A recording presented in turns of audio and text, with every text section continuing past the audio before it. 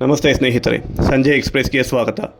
ರಾಷ್ಟ್ರ ರಾಜಧಾನಿ ಕೆಂಪುಕೋಟೆ ಬಳಿ ಸ್ಫೋಟದಲ್ಲಿ ಮೃತಪಟ್ಟವರಿಗೆ ಮಾಜಿ ಶಾಸಕ ಜೆ.ಕೆ. ಕೃಷ್ಣಾರೆಡ್ಡಿ ಸಂತಾಪ ಮತ್ತು ಗಾಯಾಳುಗಳ ಶೀಘ್ರ ಚೇತರಿಕೆಗೆ ಪ್ರಾರ್ಥನೆ ಸಲ್ಲಿಸಿದರು.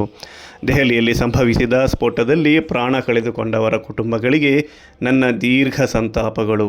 ಗಾಯಾಳುಗಳು ಶೀಘ್ರವಾಗಿ ಚೇತರಿಸಿಕೊಳ್ಳಲಿ ಎಂದು ಪ್ರಾರ್ಥಿಸುತ್ತೇನೆ ಎಂದು ಮಾಜಿ ಶಾಸಕ ಜೆ.ಕೆ. ಕೃಷ್ಣಾರೆಡ್ಡಿ ತಿಳಿಸಿದರು.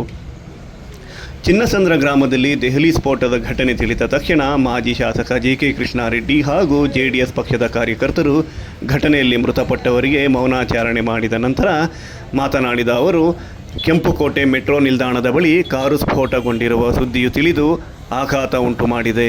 ಅನೇಕರು ತಮ್ಮ ಅಮೂಲ್ಯ ಜೀವಗಳನ್ನು ಕಳೆದುಕೊಂಡಿದ್ದಾರೆ. ತಮ್ಮ ಪ್ರೀತಿ ಪಾತ್ರರನ್ನು ಕಳೆದುಕೊಂಡವರಿಗೆ ದುಃಖ ಭರಿಸುವ ಶಕ್ತಿಯನ್ನು ದೇವರು ನೀಡಲಿ. ಗಾಯಗೊಂಡವರು ಶೀಘ್ರವಾಗಿ ಗುಣಮುಖರಾಗಲಿ ಎಂದು ನಾವು ಪ್ರಾರ್ಥಿಸುತ್ತೇವೆ. ಇದು ಹೆಚ್ಚಿನ ಭದ್ರತೆ ಇರುವ ಮತ್ತು ಜನಸಂದಣಿ ಇರುವ ಸ್ಥಳದಲ್ಲಿ ನಡೆದ ಘಟನೆಯಾಗಿದೆ. ಈ ಸ್ಫೋಟದ ಬಗ್ಗೆ ಸರ್ಕಾರ ತಕ್ಷಣವೇ ತನಿಖೆ ಮಾಡಬೇಕು. ಈ ಘಟನೆಗೆ ಕಾರಣರಾದ ಮತ್ತು ಲೋಪಕ್ಕೆ ಕಾರಣರಾದವರನ್ನು ಹೊಣೆಗಾರರನ್ನಾಗಿ ಮಾಡಬೇಕು ಎಂದು ಅವರು ಆಗ್ರಹಿಸಿದರು. ಇದೀಗ ನಮ್ಮ ರಾಜಧಾನಿ ಡೆಲ್ಲಿಯಲ್ಲಿ ಏನು ಕೆಂಪುಕೋಟೆ ಮುಂದೆ ಟೆರರಿಸ್ಟ್ಗಳು ಈಗಾಗಲೇ ಬಾಂಬನ್ನು ಸಿಡಿಸಿ ನಮ್ಮ ಭಾರತೀಯರನ್ನು ಈಗಾಗಲೇ 8 ಹೆಚ್ಚಿನ ಜನವನ್ನು ಬಲಿ ತಗೊಂಡಿದ್ದಾರೆ. ರಾಜಧಾನಿಯಲ್ಲಿ ದೆಹಲಿಯ ಕೆಂಪುಕೋಟೆಯ ಪಕ್ಕದಲ್ಲಿ ಒಂದು ಬೀದಿಯಲ್ಲಿ ಕಾರ್ ಬ್ಲಾಸ್ಟ್ ಆಗಿದೆ ಅನ್ನುವಂಥ ಮಾಹಿತಿ ಮಾಧ್ಯಮಗಳಲ್ಲಿ ಬರ್ತಾ ಇದೆ. ಅದರಲ್ಲಿ 8 ಜನ ಸಾವನ್ನಪ್ಪಿದ್ದಾರೆ. ಉಳಿದಂತೆ ಇನ್ನೂ ನಿಖರವಾಗಿ 8ಕ್ಕಿಂತ ಹೆಚ್ಚು ಸಾವಾಗಿದೆ ಅನ್ನುವಂಥ ಮಾಧ್ಯಮಗಳ ಸುದ್ದಿಯಲ್ಲಿ ಏನು ಬರ್ತಾ ಇದೆ. ಈಗ 8 ಜನ ಖಚಿತ ಸಾವಾಗಿದೆ ಅನ್ನುವಂಥದ್ದು ಬರ್ತಾ ಇದೆ ಮತ್ತು ಗಾಯಾಳುಗಳು ಕೂಡ ಸಾಕಷ್ಟು ಜನ ಇದ್ದಾರೆ ಅನ್ನುವಂಥ ಮಾಹಿತಿ ಗೊತ್ತಾಗ್ತಾ ಇದೆ.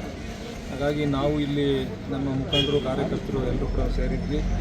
ಮಾಧ್ಯಮದ ಸುದ್ದಿಗಳನ್ನು ತಕ್ಷಣಕ್ಕೆ ನೋಡಿ ನಾವು ಇಂತಹ ದುರ್ಘಟನೆ ಆಗಬಾರ್ದಾಗಿತ್ತು. ಬಹುಶಃ ಇವತ್ತು ಇಂಥ ಒಂದು ದೊಡ್ಡ ದುರ್ಘಟನೆ ಆಗಿದೆ. ಅದಕ್ಕೆಲ್ಲ ಏನೇನು ಕ್ರಮಗಳು ತಗೊಳ್ಬೇಕು, ದೆಹಲಿ ಪೊಲೀಸ್ ಎಲ್ಲ ಲಾಡ್ಜ್ಗಳಲ್ಲಿ ಇರ್ತಕ್ಕಂಥವ್ರನ್ನು ಯಾರ್ಯಾರಿದ್ದಾರೆ, ಏನು ಅದರ ಸೂಕ್ತ ಬಂದೋಬಸ್ತ್ ಮಾಡುವಂಥದ್ದಕ್ಕೆ ಮತ್ತು ಎಲ್ಲ ಕಡೆ ಕೂಡ ಎಲ್ಲ ರಸ್ತೆಗಳಲ್ಲಿ ಕೂಡ ಬ್ಯಾರಿಕೇಡ್ಗಳು ಹಾಕಿ ಎಲ್ಲ ಅಲ್ಲಿ ಸೂಕ್ತ ಬಂದೋಬಸ್ತು ಮತ್ತು ಈ ಆಸಾಮಿಗಳು ಯಾರಿದ್ದಾರೆ ಇಂಥವ್ರನ್ನೆಲ್ಲ ಬಂಧಿಸುವಂಥದ್ದಕ್ಕೆ ಏನು ಕ್ರಮ ತಗೊಳ್ಬೇಕು ಅಂತ ನಾವು ಮಾಡ್ತಾ ಇದ್ದಾರೆ.